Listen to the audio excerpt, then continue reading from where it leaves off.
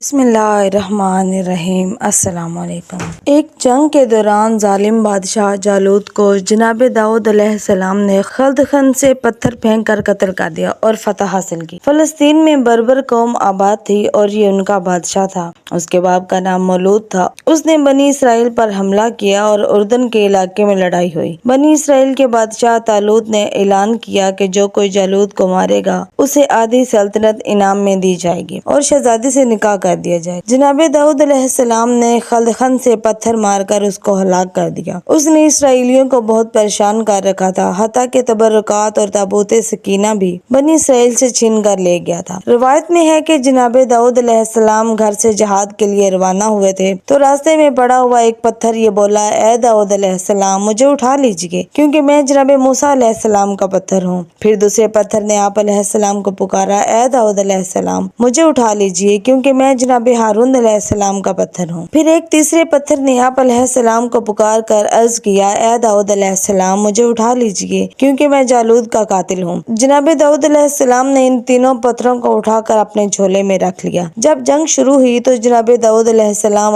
اپنی خلدخن لے کر صفوں سے آگے بڑھے اور جب جالوت پر آپ علیہ السلام کی نظر پڑی تو آپ علیہ السلام نے ان تینوں پتھروں کو اپنی خلدخن میں رکھ کر اور بسم اللہ پڑھ کر تینوں پتھروں کو جالوت کے اوپر پھینکا اور یہ تینوں پتھر جا کر جالوت کی ناک اور کھوپڑی پر لگے اور اس کے بھیجے کو پاش پاش کر کے سر کے پیچھے سے نکل گئے اور وہ اسی وقت ہلاک ہو گیا۔